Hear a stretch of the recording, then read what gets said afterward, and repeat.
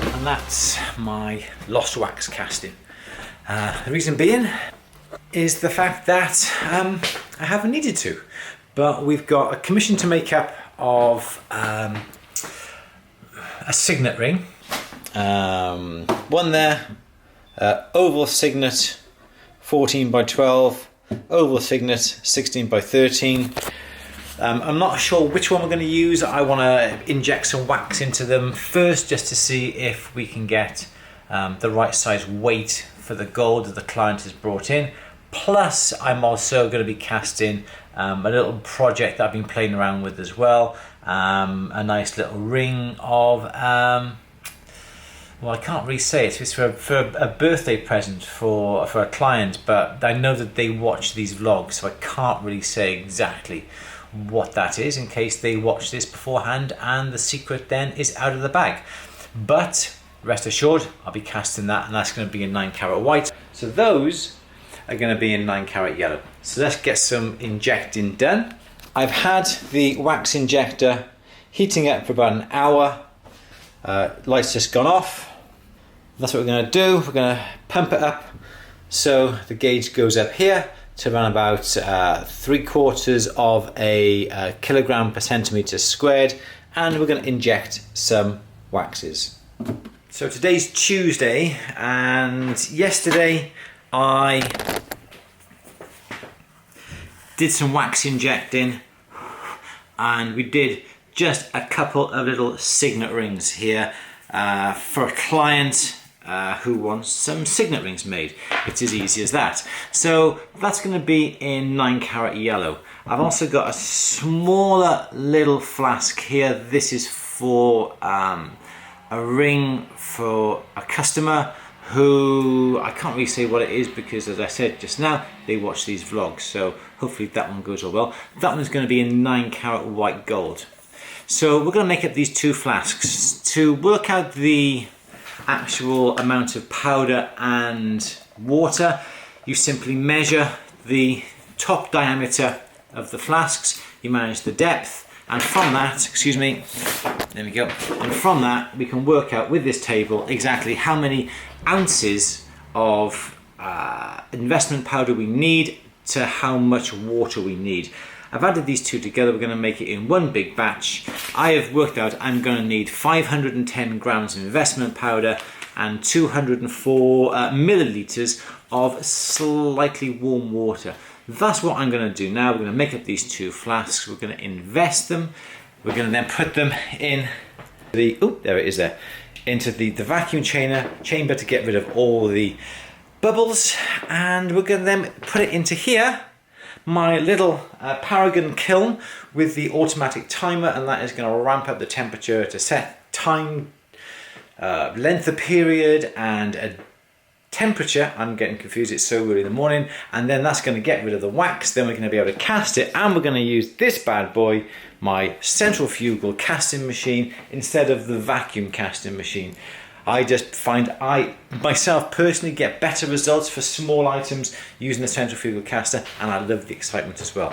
So that's the investment powder all weighed out. I don't buy it by the sack, I literally buy it by the kilo. I don't get through that much sort of investment powder. I simply don't do that much casting. So these little containers are ideal. Okay then, investment powder goes in. Water goes in, and we simply mix this up. I don't have a mixer, I just do this by hand.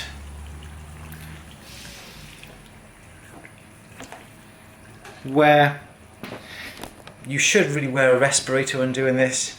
I only cast sort of like once in a while, but I have been told that I really should wear a respirator because of this silica that is in this investment powder is dangerous. So yes, if you do this, wear a respirator.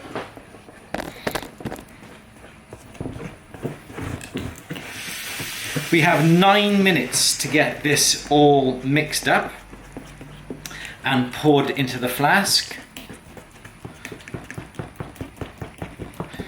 The more you mix it, the stronger the investment is going to be. Okay, We're going to pop this now into the vacuum chamber.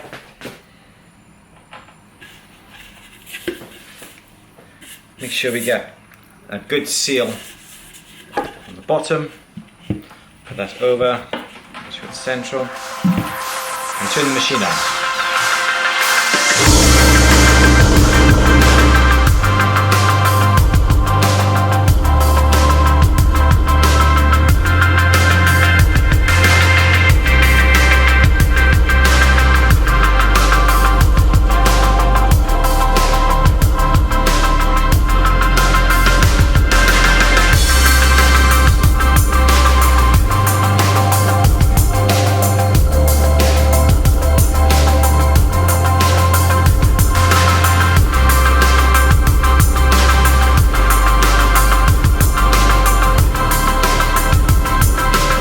It looks like it's boiling, but it's not. That's the vacuum bringing up all the bubbles.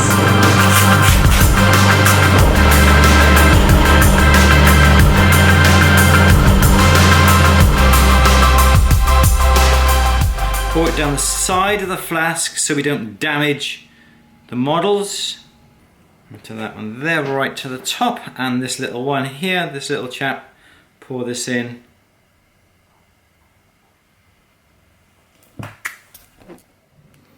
Again, just level with that.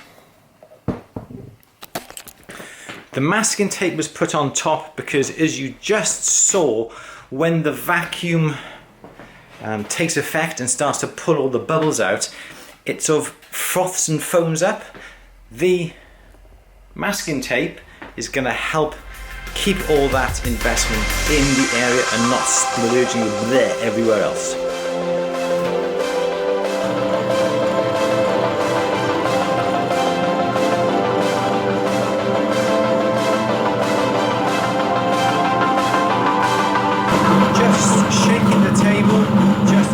Dislodge any air bubbles that may be trapped. They need that bit of encouragement.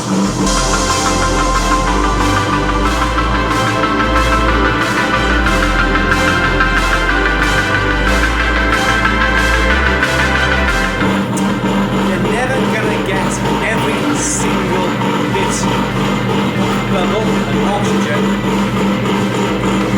out of that solution.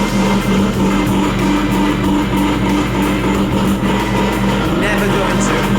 So I normally give it a length of time, but as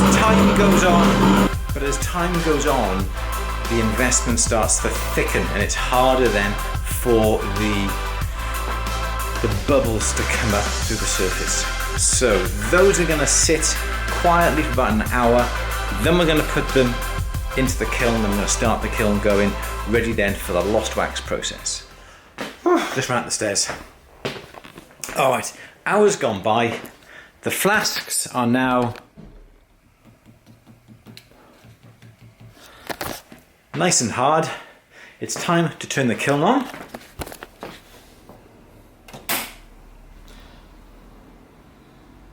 Okay, would help if it's actually plugged in. Let's try again. Now we're going to turn the kiln on.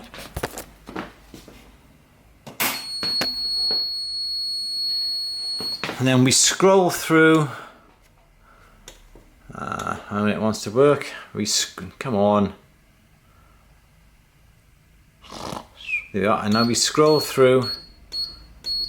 This just shows the readings of what is all going to happen. It's going to go, it's going to hold, it's going to ramp up, it's going to hold, so forth until start comes up.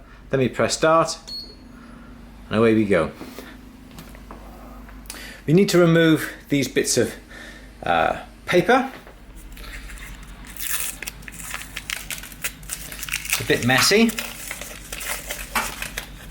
Remove all those excess bits, come over the top, and now your investment should be pretty much flush with the top of the flasks.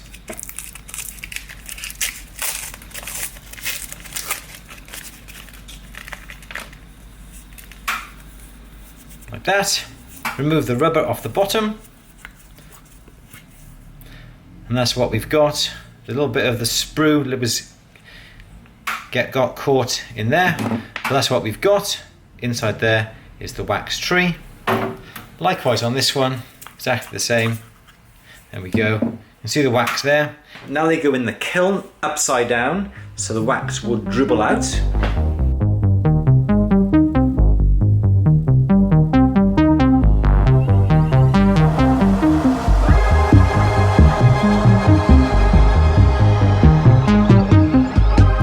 And now we let the kiln do its magic. It's going to ramp up to a certain temperature, about 100-150 degrees. It's going to hold it there for an hour. That's going to enable all the wax to drain out and melt and dribble out. Then it's going to ramp up. I can't even remember what I set this to now. It's going to ramp up.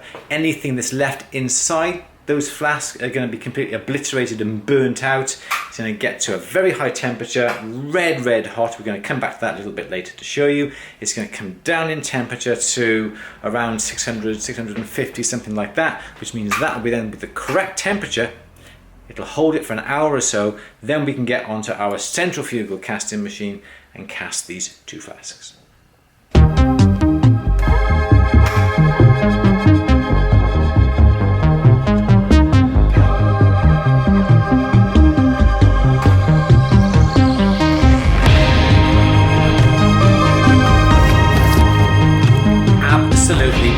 Red hot, and to be honest, I don't know what this is going to do. I think it may start to come down and cool down now for the next 2 or 3 hours, and then we are going to look at whoa, I think this tripod's broken, and then we're going to have to get to look at casting the 2 flasks, one in 9-carat yellow gold, the other one in 9-carat white gold. The time now has come to cast. The temperature now is around about 500 degrees. I've just wiped my hands on my face after I've been touching the graphite stirring rod, so I'm covered in graphite now as well. So now the flasks are ready to cast. We're going to cast the little white gold one first. Small little flask. I won't need to put a counterweight into this at all because it's only a small flask. Larger flasks, you need to add a counterweight usually into these areas by here, just to counteract the balance, the heavier flask and so forth. I've got some white gold here that we're going to use. Excuse me a second. Okay, I've got some white gold here that we're going to use. I got some casting grain and a little bit of other bits of castings that we've done. Pop that into the crucible. I'm going to heat that up, make sure it's nice and molten, get the flask from the kiln, put it in place and set the machine going.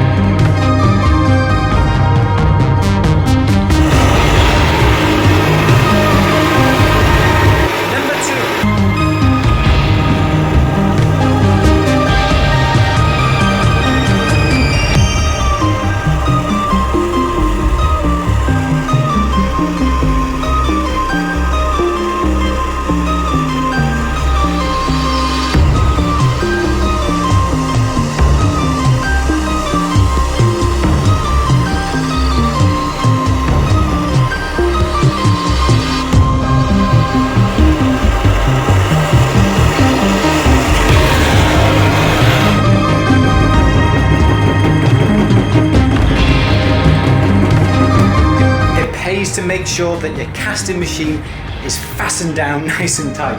That knock-in was because it was slightly loose. I am sweating. Alright then, this is one of my favourite parts. I don't know why I got the ruler in my hand. Yes, that's what I meant to get. I meant to get these. Alright, so yeah, this is one of my favourite parts. This is where we quench the... Oops, Daisy, I haven't put the flask out. One moment. Just one moment.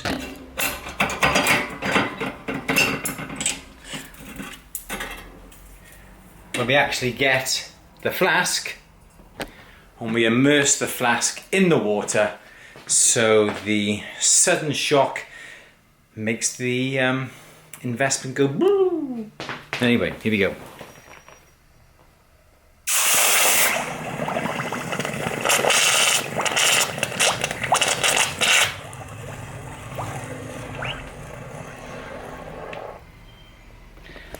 And again, I've been a naughty boy because I should be wearing a respirator. So don't do this without a respirator. It is very important that you do wear a respirator to cover your nose and your mouth so you don't breathe in the dust particles of this investment powder.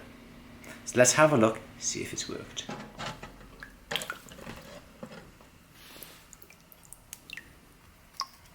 Two gorgeous, gorgeous signet rings.